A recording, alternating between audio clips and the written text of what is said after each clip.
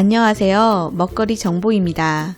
오늘은 멍석딸기의 효능과 부작용을 알아볼까 합니다. 멍석딸기는 장미과 덩굴성 낙엽과목으로 산기슭, 밭둑 같은 산록 이하의 낮은 지대에서 자생을 합니다. 멍석딸기는 산딸기의 한 종류인데요. 다른 이름으로는 번둥딸기, 멍두딸기, 덤불딸기, 멍딸기, 사슴딸기라고 불리기도 합니다. 참고로 멍석딸기는 산딸기 중에서도 아래 굵기가 제법 큰 딸기라고 합니다. 멍석딸기라는 이름이 붙여진 이유는 멍석처럼 번진다고 하여 멍석딸기라고 불리게 되었다고 하는데요.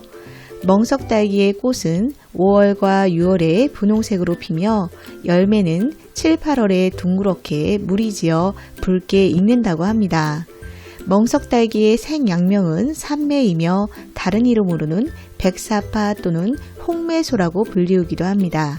또 한방에서는 전초를 호전표라고 부르며 뿌리는 호전표근이라고 부릅니다. 또 덜 익은 열매를 말린 것을 형부자라고 부르며 약용으로 사용합니다. 멍석딸기는 맛이 달고 성질이 평하며 독성은 없습니다. 그럼 멍석딸기에 대해서 더 자세히 알아보도록 할까요? 멍석딸기의 뿌리와 줄기는 한방에서 당뇨와 천식 등을 치료하는 약으로 사용하는데요. 당뇨의 경우는 뿌리와 줄기를 잘 말려 사용을 합니다. 먹는 방법은 전초 6g에 700ml의 물과 함께 달여 수시로 나누어 복용하면 좋다고 합니다. 산딸기는 대부분 자양강장 효능이 있다고 알려져 있습니다. 멍석딸기 또한 자양강장 효과가 뛰어나며 허약체질, 식욕 증진 등에 사용됩니다. 특히 멍석딸기의 열매를 자양강장제로 많이 사용하는데요. 멍석딸기의 열매가 익기 전에 채취하여 햇볕에 잘 말려줍니다. 그리고 말린 열매 10g과 700ml의 물을 넣고 달여 마시면 좋다고 합니다.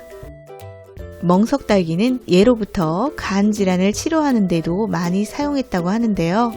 멍석딸기를 먹으면 간 기능이 향상되어 피로회복 및 시력을 향상시키는 데 도움을 준다고 합니다. 또한 멍석딸기는 신장을 튼튼하게 해주며 몸을 따뜻하게 해주는 효능도 갖고 있는데요. 본초 강목에서는 산딸기를 먹으면 신장이 좋아지며 간을 보하고 양기를 일으키며 피부를 곱게 한다고 기록되어 있습니다. 멍석딸기는 비뇨기, 결석을 치료하는 데 도움을 준다고 합니다. 멍석딸기의 전초를 달여서 복용을 하면 효과가 있다는 임상 보고가 있었습니다. 또 멍석딸기의 열매는 소변을 자주 누는 증세를 고쳐준다고 합니다. 따라서 소변을 참지 못해 화장실을 자주 가는 아이들이나 사람들에게 좋은 효과가 있습니다. 또 줄기와 잎은 신장염, 요로 감염증 등에도 도움을 준다고 합니다. 민간에서는 멍석딸기를 염증 질환을 치료하는 데 사용했다고 하는데요. 류머티즘이나 치질 치료에 도움을 준다고 합니다. 참고로 치질이나 옴, 버짐의 경우는 약재 달인물로 환부를 여러 번 씻어주거나 생잎을 짓지어서 환부에 붙이면 효과가 있다고 합니다. 또 멍석딸기는 눈의 염증, 습진, 후두염, 감기와 기침, 관절염, 타박상 등을 치료하는 데 쓰인다고 합니다. 또한 입안에 충치나 염증이 생기면 달인물을 머금고 있으면 치료에 도움이 된다고 합니다.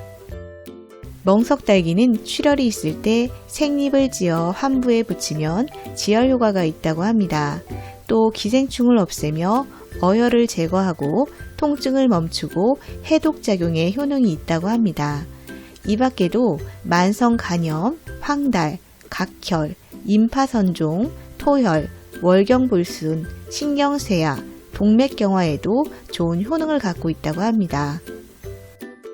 멍석딸기는 전초를 채취하여 사용을 하는데요. 약으로 사용할 때에는 탕으로 하거나 익은 열매로 술을 담가 사용을 합니다.